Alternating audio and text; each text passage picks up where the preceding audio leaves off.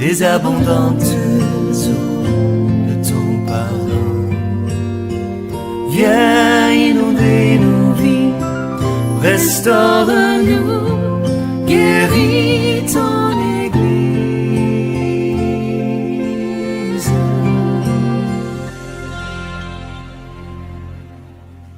Alléluia, je suis Nieba, Hervé de Dieu, serviteur de Dieu, votre serviteur, pour vous entretenir. Alléluia. Bien-aimés, mon vœu pour vous, mes prières pour vous, c'est que Jésus-Christ soit bâti en vous. Jésus-Christ soit bâti, n'est-ce pas, dans votre cœur. Jésus-Christ soit bâti dans votre esprit, dans votre âme et dans votre corps. C'est ma prière, c'est ma mission, c'est mon travail. Lorsque le Seigneur m'a appelé, c'est ce qu'il m'a dit. Il dit, parle à mon peuple afin qu'il puisse me connaître.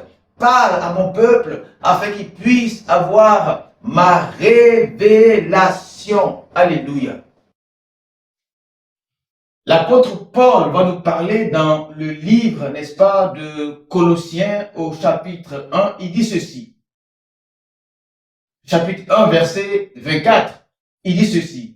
Je me réjouis maintenant dans mes souffrances pour vous. Alléluia. L'apôtre Paul se réjouit dans lui ses souffrances pour le peuple. Mais pourquoi est-ce qu'il se réjouit? Il dit, et ce qui manque aux souffrances de Christ, je l'achève en ma chair. Ici, l'apôtre Paul parle à l'église. L'apôtre Paul parle aux chrétiens de l'église. Et étant donné que nous lisons la parole de Dieu, nous ne pouvons pas dire que l'apôtre Paul ici est en train de parler uniquement à son peuple. Mais l'apôtre Paul parle de l'église entière et l'église en général. Je continue le verset 25, il dit, c'est pour elle, donc l'église, que j'ai été fait ministre, selon la charge que Dieu m'a donnée auprès de vous, afin que j'annonçasse pleinement la parole de Dieu. Verset 26, le mystère caché. La parole de Dieu donc est un mystère caché. Dieu parle à son peuple et Dieu cache ce qu'il dit. Dieu cache les mystères qu'il dit. Dieu cache ce qu'il veut qu'on sache.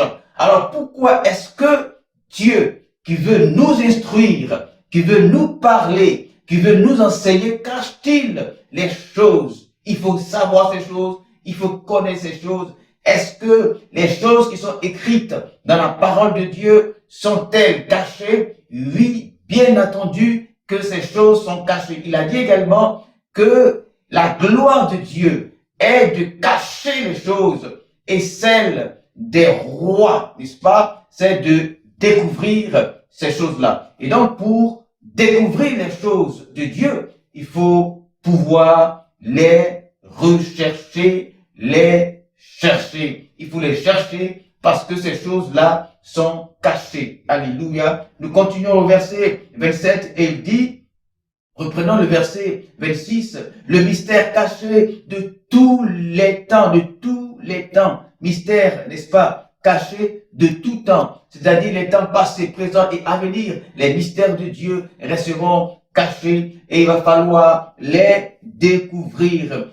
Les mystères cachés de tout temps et dans tous les âges, mais révélés, alléluia, mais révélés à ses saints. La parole de Dieu est révélée à ses saints.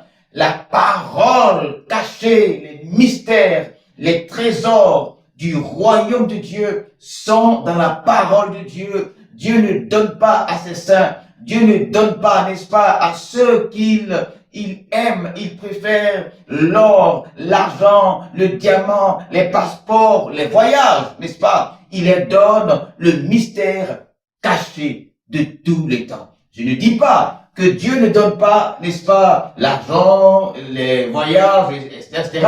Mais ce n'est pas ça les trésors aux yeux de Dieu, les trésors de Dieu, c'est le royaume de Dieu qui se trouve dans la parole de Dieu. C'est de cela que nous parlons. Alléluia. Et donc, mais révélé maintenant à ces saints à qui Dieu a voulu faire connaître quelle est la glorieuse richesse de ces mystères parmi les païens, savoir Christ en vous, l'espérance de la gloire. Je continue. Et au verset 28, il dira ceci. C'est lui que nous annonçons, exhortant, n'est-ce pas, tout homme et instruisant, exhortant tout homme, mais également instruisant tout homme en toute sagesse,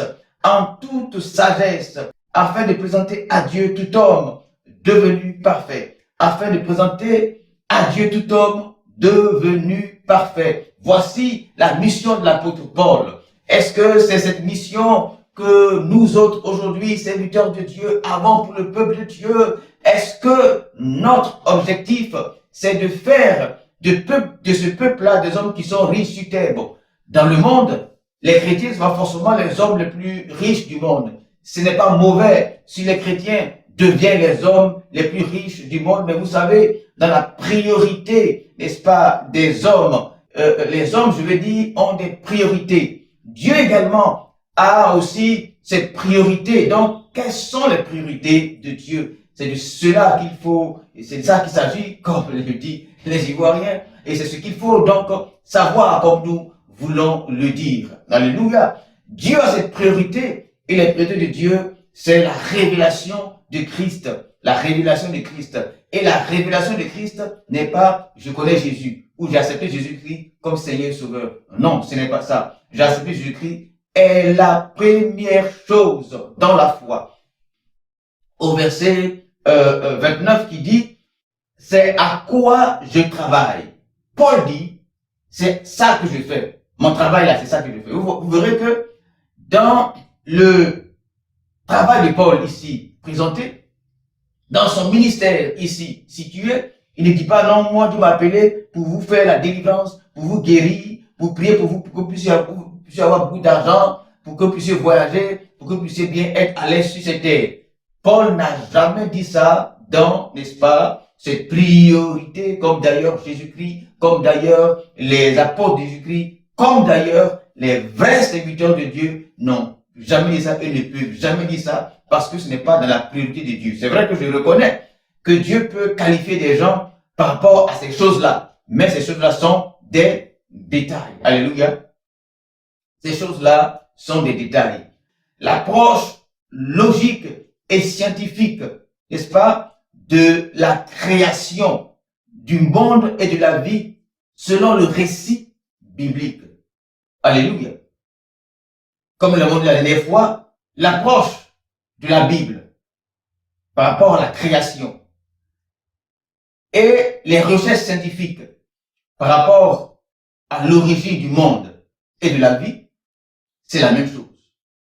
Et c'est ce que nous voulons révéler à travers cette série, n'est-ce pas, d'enseignements que nous sommes en train de faire. Mais malheureusement, je comprends que les chrétiens ne comprennent pas. L'Église ne comprend pas ce que je dis. C'est pourquoi, aujourd'hui, je vais introduire ça afin d'interpeller, d'exhorter les chrétiens, comme la parole de Dieu le dit, pour que les chrétiens puissent savoir l'importance rattachée à la connaissance de Dieu. Alléluia. La connaissance de Dieu. C'est vrai, je reconnais, nous reconnaissons tous que ici en Afrique, nous avons des réalités. Les réalités de l'Afrique, c'est le manger, c'est-à-dire les besoins de première nécessité. Manger, dormir, se vêtir, se soigner, etc. Et ces réalités-là fait que nous perdons de vue l'essentiel. Abidjan est dur. Les pasteurs savent qu'Abidjan est dur. Les chrétiens savent que Abidjan est dur. Donc, de façon, je dirais, naturelle, c'est compréhensible. Tout le monde se cherche. chrétien comme pasteur, tout le monde veut bien vivre, veut mieux vivre. Alléluia. Mais cela fait souvent que nous perdons de vue l'essentiel. Et c'est vrai que certains vont dire, oui, c'est une réalité, ça c'est notre réalité. Mais n'oubliez pas que notre réalité d'aujourd'hui, que nous vivons même à Abidjan, est meilleure que la réalité du peuple de Dieu en esclavage en Égypte. Notre réalité ici à Abidjan, c'est vrai en Afrique en général, n'est pas forcément réjouissant. Mais sachez que c'est meilleur par rapport au peuple de Dieu dans le désert, dans le désert, dans le désert. Le peuple de Dieu dans le désert, c'est comme nos frères qui essaient de traverser le désert pour gagner les côtes de l'Europe.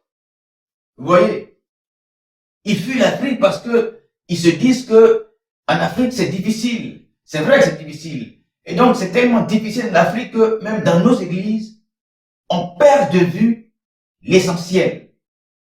Et que, par exemple, un passeport, un voyage, ou bien une bénédiction, je dirais au niveau même naturel, manger, normalement, devient un grand défi.